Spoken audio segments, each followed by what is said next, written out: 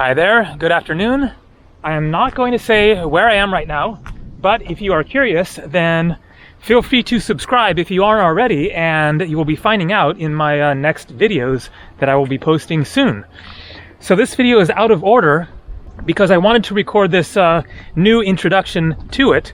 This video is about the journey flying from Cancun, Mexico to where I ultimately went next, and I'm not going to reveal where that was, although many of my subscribers who have seen previous videos already know, because I've posted videos from that city where I ultimately landed already. But for those who might not have seen those videos, then I wanted to keep it as a mystery destination, because that was the original point of the video, was to see where I end up in the course of the trip. And partly that is because I didn't know where I was going to land. I had a flight booked from Cancun to somewhere else with a layover, and then from that somewhere else, then I was going to be flying to another location, but I didn't know where yet because of the very unpredictable and just plain, crazy current global situation, especially for travel, and especially if you have a US passport, because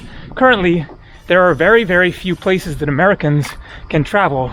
I already made another video talking about that, and that is one of the reasons that I wanted to record this new intro, is to make a cautionary message and warning to people who are considering traveling at this time, because I don't want this video to be a Europe is open, come on, come all, everything is fine and it's back to normal, because it is not whatsoever. And the reality is that traveling right now is very unpredictable and just plain risky, as my own story shows in the course of this video itself. So I'm going to explain really quickly what happened when I arrived at the city that I'm not going to mention, but you will find out at the end of this video. Or actually, I think this is going to be a two-part series. So in the next video, then I will arrive in that city, in which a few days after I arrived, due to a rising number of coronavirus cases, then the president declared a state of emergency and started to impose restrictions. And as a result of that imposition, then protests happened in the city. The president had declared that there would be a full lockdown of the country coming in a few days. And because of everything that was going on, then I decided to fly out for obvious reasons, and I came here, which was definitely a good choice. It is a more stable situation. And so if you're thinking of traveling at this time, then there are a lot of variables and a lot of things that can go wrong with possible canceled flights and countries closing their borders or going into a lockdown state while you're there, difficulties getting back, as well as quarantines either in the countries that you might go to or when you head back to your own home country. And so when I initially made the plans for this trip, it was early June, and things were looking much more positive in terms of the developments of the virus and how it was spreading. Europe was announcing that it was opening its borders and welcoming tourists back, quite possibly including Americans. And so I was seeing the news. I am a world traveler and a travel vlogger here on YouTube. And so I made plans to travel to Europe based on the public announcements of officials and leaders of government saying, come back, tourism is going to happen for the summer of 2020. I decided to travel first to Mexico because, for one thing, Cancun, Mexico was considered to be a low-risk area, and I thought that it would be a good idea to spend 2 weeks somewhere that was considered more low-risk than the United States. I thought that that would be advantageous and a generally smart choice, depending on what Europe decided in terms of their restrictions on travelers entering into Europe. As it turned out, Europe, because of the severe rise in the cases in the United States, decided not to allow Americans whatsoever. And so that is why I ended up in this part of the world where I am now. So anyways, now I'm going to get into the video, which starts at the Cancun airport after I just said goodbye to Anna, who I spent 2 weeks with, having a wonderful time in Playa del Carmen and Cancun on the Yucatan of Mexico. Muchas gracias. Salud.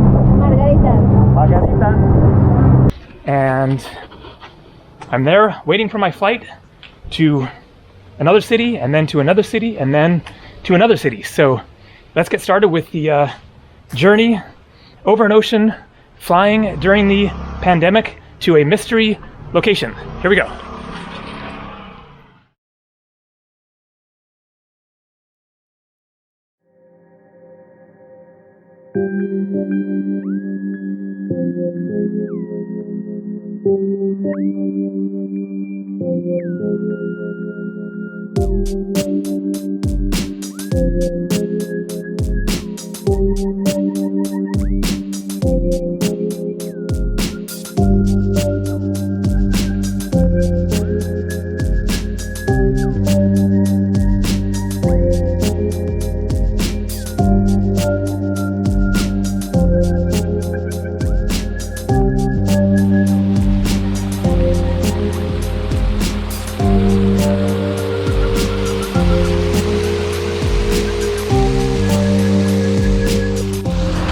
Where in the world is this?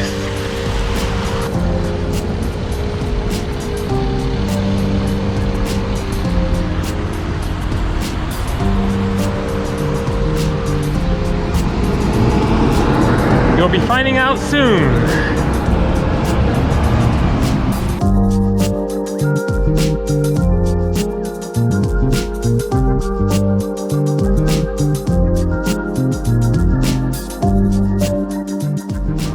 Gate 59.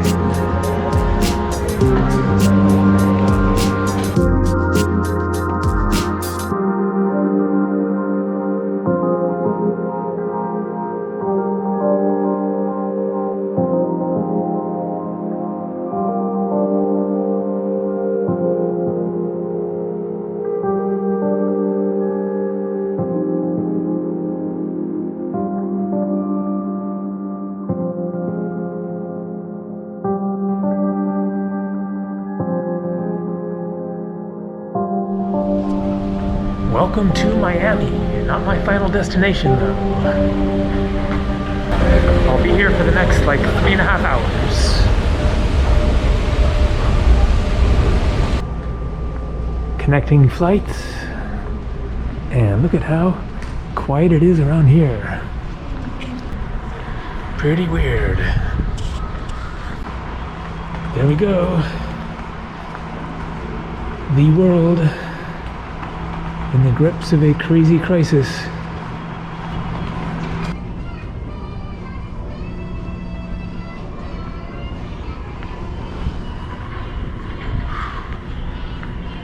So strange.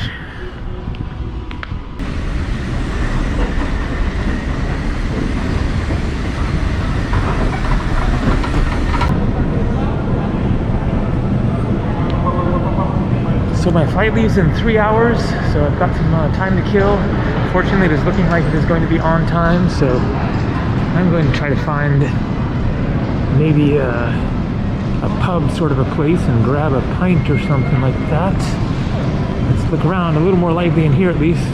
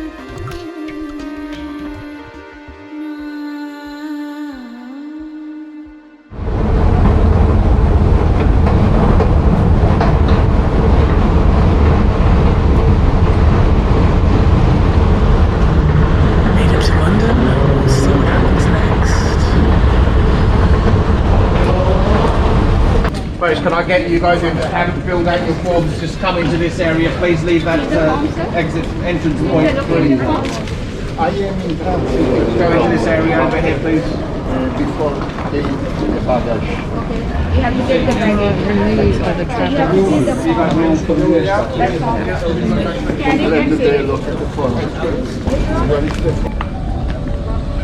And I have officially entered the UK. Boom. There's my new backpack.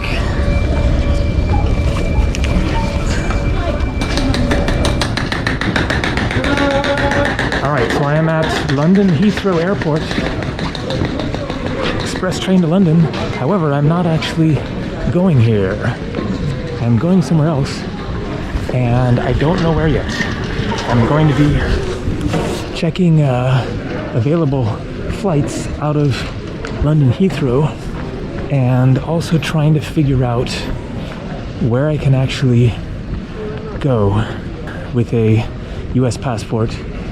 I've done research on this previously, but it's all rather unclear and might be a matter of luck and who knows what else. So the plan is to check some options and then buy a ticket today as soon as possible. See where I end up.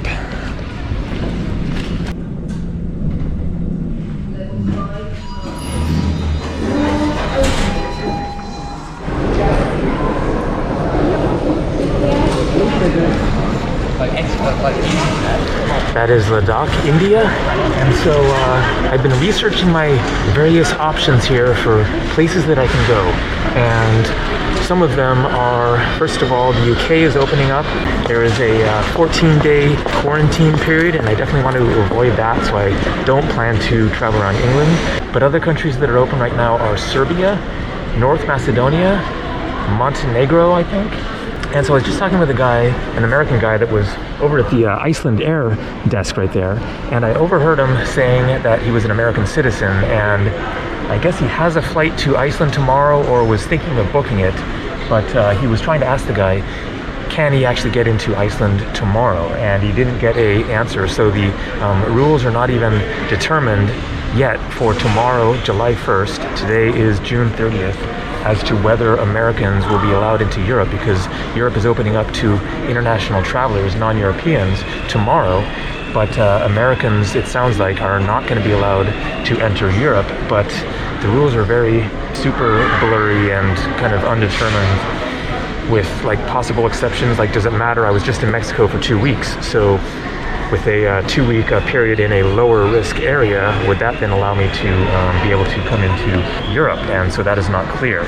And so I talked with this guy here, Austin, and got some good information. One other possibility is Portugal, and so I could possibly fly to Portugal tomorrow, maybe to Iceland, possibly Greece. Turkey is open now. There's a flight, direct flight to Istanbul today, this afternoon. It is like $500, so a little expensive. And also the problem with Turkey is that it is super hot right now. It's like 100 degrees, and so I want to be trying to travel around in that kind of heat. But at least it is a possibility for somewhere that I could go and get down to the sea somewhere and have a nice time there. And so I think what I'm going to do is book a hotel here at the airport, right nearby, stay tonight, and tomorrow come back and check out the situation and try to get some straight answers as to, could I go to Iceland, could I go to Portugal or Greece or somewhere else before I actually book a flight and spend my money. Then hopefully know for certain that I can actually get into the country that I'm going to go to next. So.